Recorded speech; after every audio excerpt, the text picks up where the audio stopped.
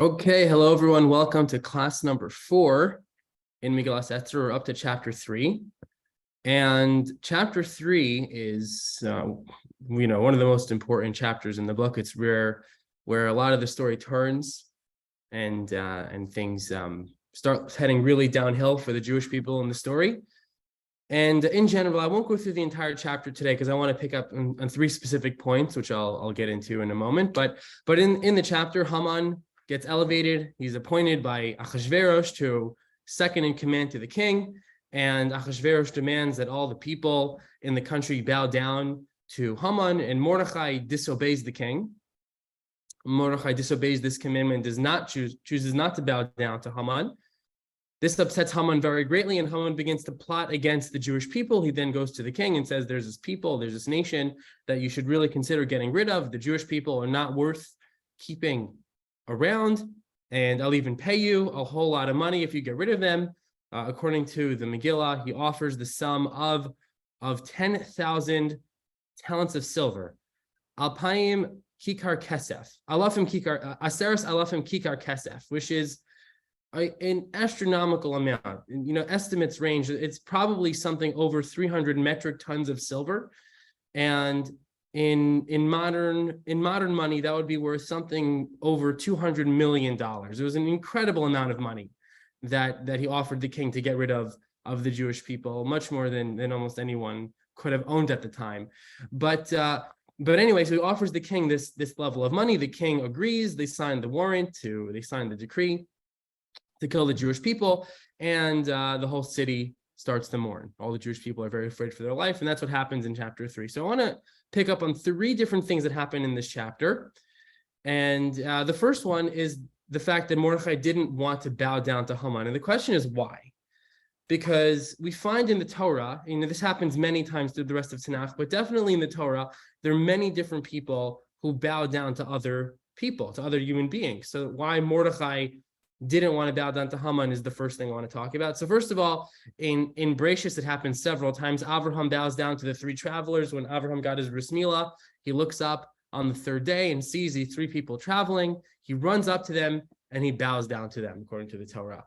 A chapter later in Bereshis, Lot bows down to the angels, to the 2 angels who come to meet him in Sodom and save him from Sodom.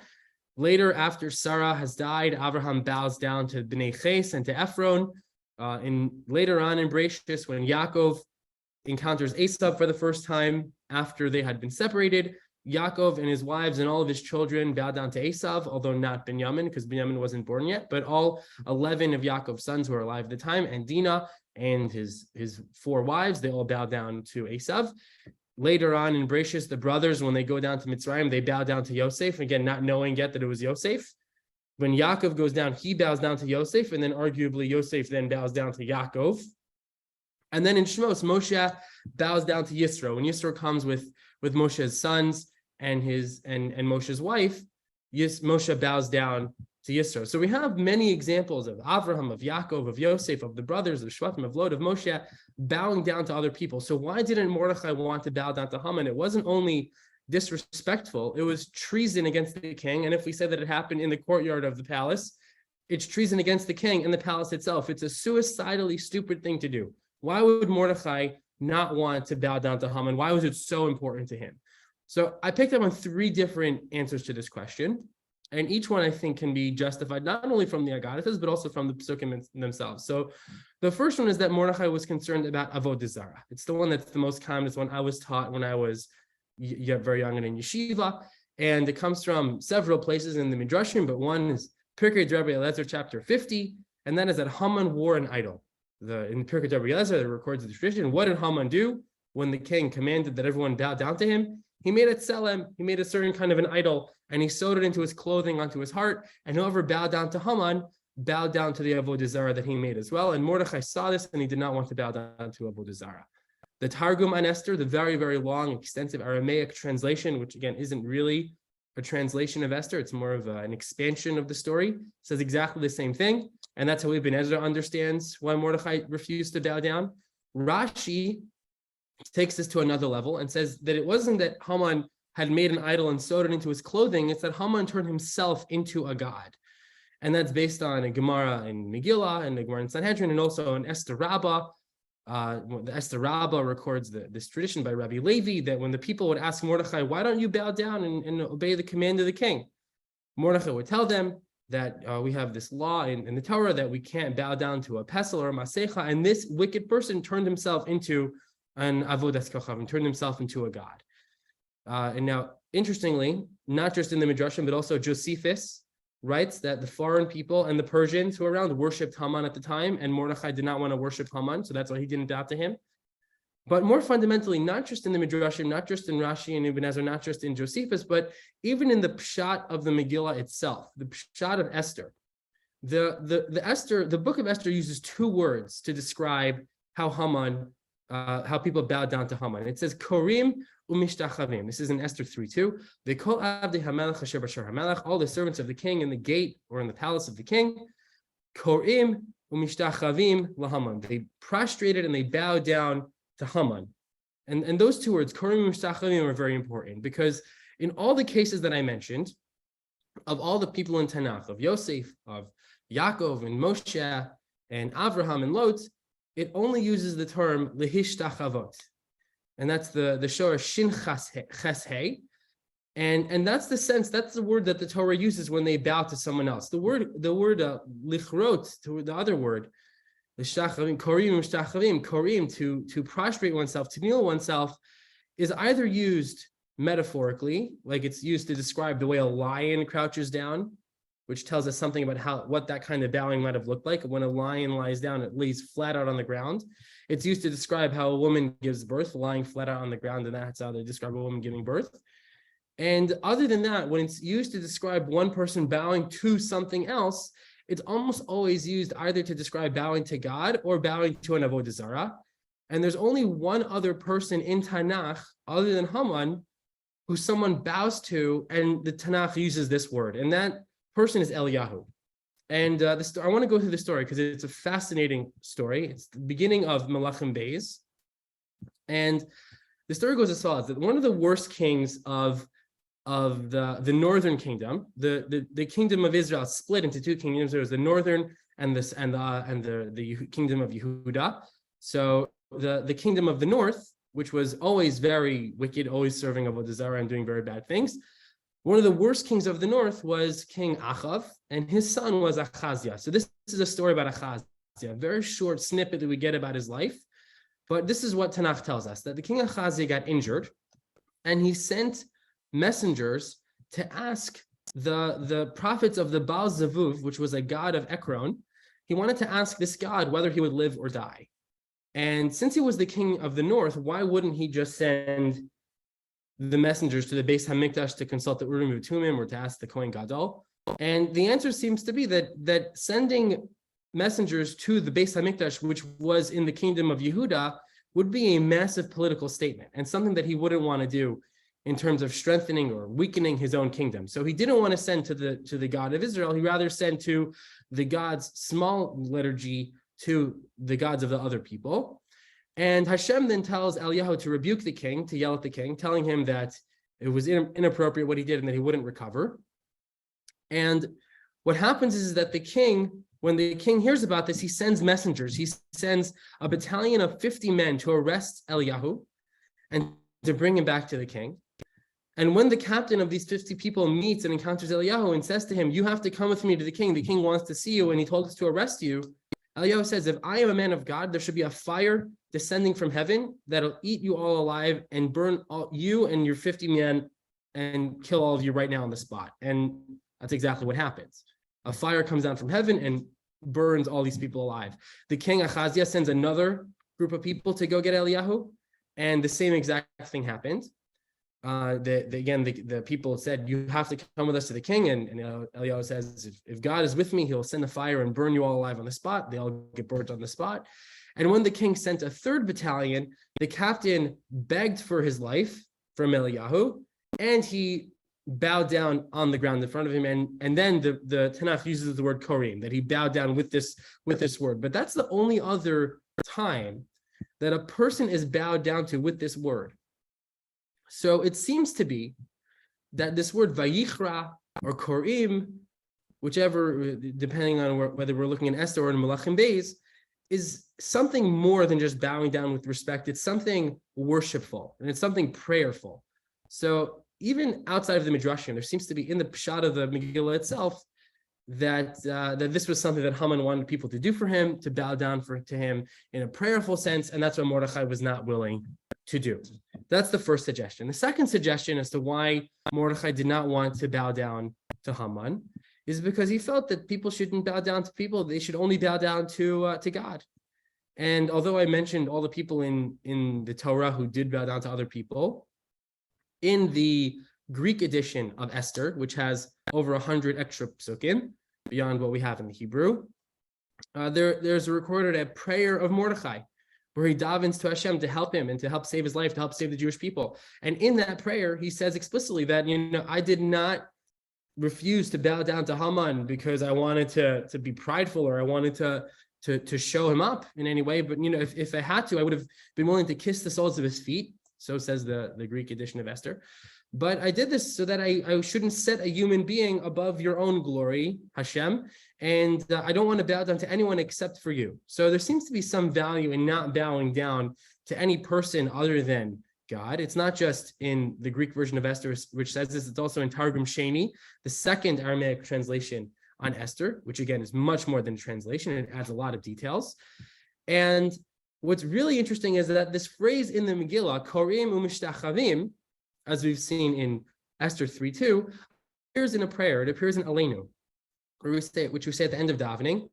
Shehem mishtachavim lehevel varik. The other people, the idolaters, they bow down to worthlessness and emptiness. U'mispalalim el leyoshia. They pray to a God which does not save them. Va'anachnu korim u'mishtachavim. But we bow down and we prostrate. We do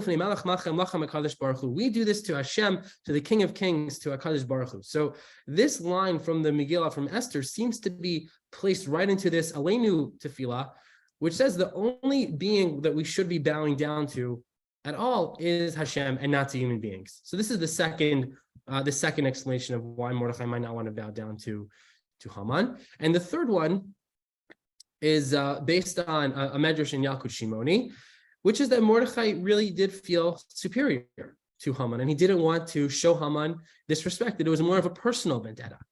So Yalkut Shimoni, on Esther 5:8, which is in a couple of chapters, it records a story told by Rav Chisda about how Mordechai and Haman used to be generals in Achashverosh's army, and Achashverosh once sent both of them onto a tour or to conquer a certain country.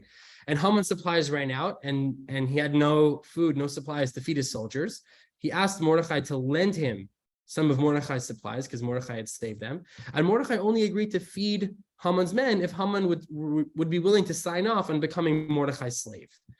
So it seems to be that maybe based on this medrash that Mordechai wouldn't want to bow down to Haman because Haman was Mordechai's slave, and he felt it was unbecoming for a master to bow down to Mordechai's slave. And the medrash goes even deeper. It says that they signed the contract on the bottom of Mordechai's shoe, and whenever Haman walked by, Mordechai would pick up his shoe and show everyone the contract that said that really he owned Haman himself. And this is why Haman became so upset. Now, very interestingly, in terms of this answer, that Haman was trying to show everyone up and to show how superior he was and how much better he was than everyone else.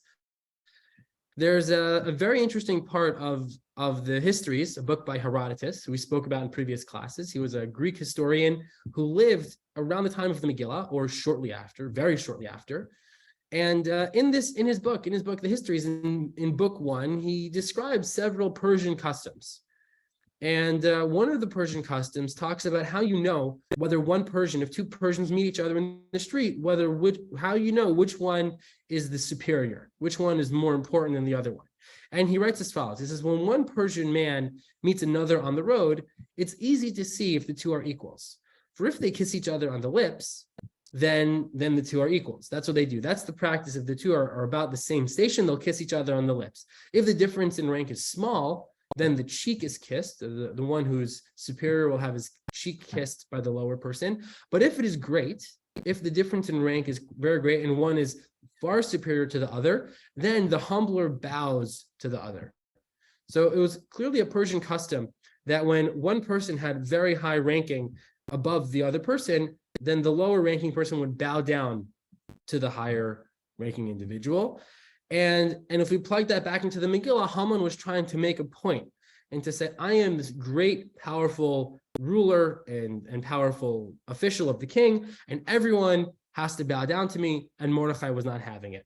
So whatever is going on here, whether Haman was trying to display his superiority or his divinity, or was trying to get people to do avodah zarah, Mordechai was having none of it, and therefore Mordechai refused to bow to him, and Haman got very, very upset. So that's the first thing I want to talk about, is why Mordechai did not bow down to Haman. Second theme I want to focus on, shifting gears slightly, is in Pasuk 3:7. B'chodesh harishon hu chodesh Nisan. In the first month, which is the chodesh of Nisan, which is kind of strange language. In the first month, which is the month of Nisan, in the first month, which is the month of January, why would the Megillah need to mention these two titles, refer to the month in two different ways? And I said I would talk about this in this class. I mentioned this last week. So the months of the calendar throughout the rest of Tanakh are always numbered. They're always given by the number. They're never given with their proper name. It's never said in the Torah, for example, that you should bring a Korban Pesach in the month of Nisan. It never says that. What does it say? You should bring a Korban Pesach in the first month. And that's the way it's used throughout the entire Torah and for most of Tanakh. Only when it comes to after the destruction of the first Beis HaMikdash, when you reach the Galus of Bavel, do we finally have these names of the months that are mentioned in Tanakh. So, and it's only mentioned in 3 books. It's mentioned in Zechariah, who lived during the Churban and after. It's mentioned in the book of Ezra and Nehemiah, which is again after the destruction of Beis HaMikdash, after they've been exiled. And finally, it's mentioned in the book of Esther. The rest of Tanakh uses only numbers, but never month names. And the month names are of Persian origin. So why do we use them? So according to the Yerushalmi in Rosh Hashanah, Rav Chanina teaches that the months of the names of the names of the months were brought up to Eretz Yisrael from Bavel. And the Ramban in Sefer Shmos, when the Torah says HaChodesh Hazeh Lachem and talks about the months over there, he has the following comment. He says that Nisan is referred to as Chodesh HaRishon in the month. Why is Nisan the first month? Why is that month considered the first month of the 12? What's so special about that month? He said because what it does is it turns our calendar into a constant reminder of the miracle that happened in Nisan, of Yetzias Mitzrayim. So in the same way that the way we refer to the days of the week is Yom Rishon LaShabbos, Yom Sheni LaShabbos, Yom Shlishi LaShabbos, and that the days of the week don't have proper names. Rather, we always compare them, we relate them compared to when they appear, compared to when Shabbos is. We're always remembering Shabbos whenever we say the day of the week. So in the same way, when we say a month, which month is this month? We're always thinking about when Yetzias Mitzrayim happened, and it serves as a constant reminder for the great miracle that began the start of the Jewish nation. When they returned from Bavel, however, they took the names of the non-Jewish months because now they had a new miracle to remember. And now they wanted to have that constant reminder, not about Yetzias Mitzrayim necessarily, but about the fact that they were once in Bavel and that God took them out of Bavel and brought them back to Eretz Yisrael. So the idea here that Jewish references to time are supposed to put us constantly in mind of God and of the miracles that God does for us, which is an interesting idea. Whether we're talking about the numbers of the months or we're talking about the names of the months themselves, it's always about reminding ourselves about the miracles that God does and about being thankful for the things that God does for us. So that's the idea of Chodesh Rishon and Chodesh Nisan, and that was the second theme I wanted to mention. Third and finally, one of the most important psukim in the entire Megillah, and one on which volumes can be written, is Haman's argument to the king as to why he should destroy the Jewish people. Vayomer Haman lemelech Achashverosh. Haman said to the king Achashverosh, Yeshnu am echad mifter meforad. There's one nation that's scattered all across your nation, bin ha'amim, among the nations, b'chol medinos malchusecha, among all of your countries. V'dasehem shonos mikol am. They have different laws than every other nation. V'ezdate hamelech einam osim. They don't follow the king's laws. V'lamelech ein shoveh lahanicham. And it doesn't make sense for the king to tolerate them. It's not in the king's interests to let them be. So the third and final theme I want to focus on is the theme of anti-Semitism, and specifically the arguments that anti-Semites make as to why the Jews are inferior or lesser than, and you really have it all right here. First of all, the Jews are scattered and dispersed. They're all over the world. They're different, and they don't follow the rules of their host countries. They're unloyal. There's something distasteful or improper about the Jewish people, and therefore we really should treat them fairly. We shouldn't give them equal rights, or we should kick them out of the country, or we should destroy them. And it's all right here. Any anti-Semite that ever came after Haman didn't really improve on these ideas. It's all based on the things he's saying here. So I just want to flesh it out a little bit more. And I want to give a quote from a Roman historian named Tacitus, from his book also called The Histories, but he lived during the Churban Bayis Sheni, during the destruction of the second Beis Hamikdash. Around that time, he was about 13 or 14 years old, and he writes the following about the Jewish people. This is from Book 5, sections 4 through 5. And he says the following. He first gives the history of the Jewish people a little bit, at least according to the Romans, and then he begins talking about Moshe Rabbeinu. He says, to establish his influence over this people for all time, Moses introduced new religious practices quite opposed to those of all other religions. The Jews regard as profane all that we hold sacred, and on the other hand, they permit all that we abhor.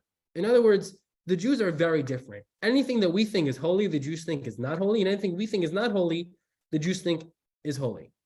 The Jews are very different, and the Jews are, and exactly as Haman said, they're shonos, they're different, they're scattered. And Tacitus continues as follows.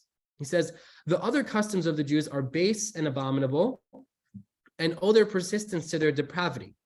The Jews are extremely loyal toward one another, but toward every other people, they feel only hate and enmity. They sit apart at meals and they sleep apart. And although they as a race are prone to lust, they abstain from intercourse with foreign women. Yet among themselves, nothing is unlawful. They adopted circumcision to distinguish themselves from other peoples, and the earliest lesson they receive is to despise the gods, to disown their country, and to regard their parents, children, and brothers as of little account. In other words, they don't really care about their family. They're not family people. However, they take thought to increase their numbers, for they regard it as a crime to kill any late-born child. In other words, the Jews are against abortion, or even against infanticide, which the Romans were not necessarily against. And they believe that the souls of those who are killed in battle or by the executioner are immortal. Hence comes their passion for begetting children and their scorn of death. The Jews conceive of one God only. They regard as impious those who make representations of gods in man's image. Therefore, they set up no statues in their cities, still less in their temples. This flattery is not paid their kings, nor this honor given to the Caesars. In other words, they have different laws. They don't follow our rules. They have their own set of rules that they follow. They don't honor our rulers in the same ways that we do. And finally, he ends this entire passage by saying that the ways of the Jews are preposterous and mean.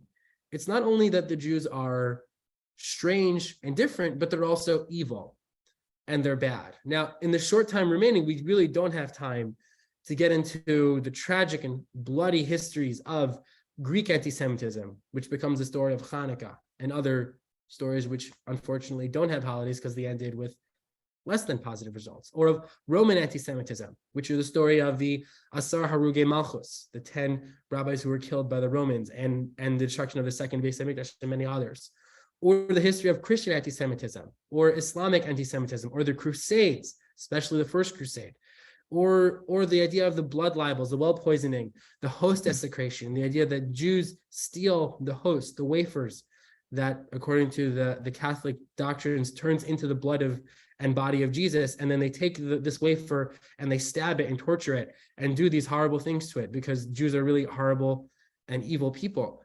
And again, no time to discuss all these things, but or to discuss the Talmud burnings, or the trials of the Talmud, or censorship of Jewish books, or the Black Death.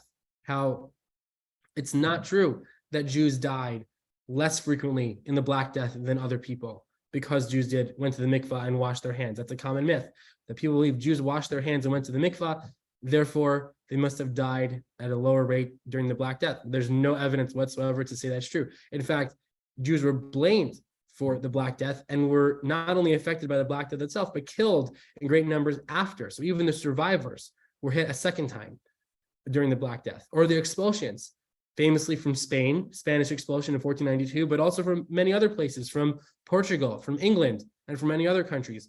Or talk about Martin Luther and all the terrible things that he wrote about Jews in his book On the Jews and Their Lies and other things. Or the Khmelnytsky massacres in Ukraine and Poland, how community after community were ravaged and destroyed by these horrible Cossacks who came in and destroyed so many Jewish people and Jewish communities. Or the struggle for Jewish emancipation, the idea that Jewish people in Europe were trying to get equal rights, or at least some rights, to vote, to attend colleges and universities, and to get into certain professions that they never were allowed to before. Or racial anti-Semitism, that the word anti-Semitism itself has racial connotations and has this idea that Jews are a breed apart, so that we can't integrate them into regular society because at the end of the day, they have racial differences that we can't integrate properly among the other, the better non-Jewish people. Or the history of the pogroms, which took hundreds of thousands of Jewish lives and would be more well known and understood if they hadn't been eclipsed by the next point on my list, by the Holocaust, by the question of whether anti-Zionism is the same as anti-Semitism, which is a massive topic in and of itself, or the uniqueness of American anti-Semitism, whether it's genuinely different here in the United States, or if it's not, if it's just the same when we see people and Jews being attacked in the streets, as comes new videos arise every week, or the attacks on Jews in America being the highest and most targeted religious minority group in the entire country, that no religious group is targeted more than Jewish people in the United States, whether it's any different than the history of anti-Semitism that I've just lined up before. So each one of these categories is a whole series of lectures in and of itself. But at the end of the day, and I think this is the message of the Megillah, that in the Megillah, as we've spoken about many times before, the name of Hashem, God is never mentioned in the Megillah. God is not mentioned once, and neither is prayer or korbanos, mitzvos, Torah, or any of the other things that really would let us know that this is a Jewish book. But we know that God's there, and we know that God is right behind and controlling the script, not only because we see it in the Gemara and the Midrashim and the Targumim that we've seen, and also in Josephus and in other places. It's not just because of that, it's because it's obvious. And when we read this book and we see that it's one of the books of Tanakh, and we also encounter Mordechai in other books of Tanakh, and we put it all together, and we know the full story. We know what's going to happen. We know that right now it seems bad, but at the end of the day, the Megillah is going to have a positive ending.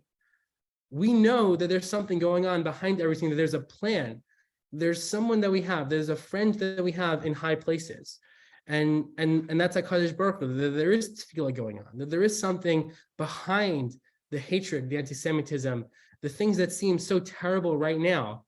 Ultimately, at the end of the day, will eventually turn out okay for the Jewish people, as they do in the book of Esther.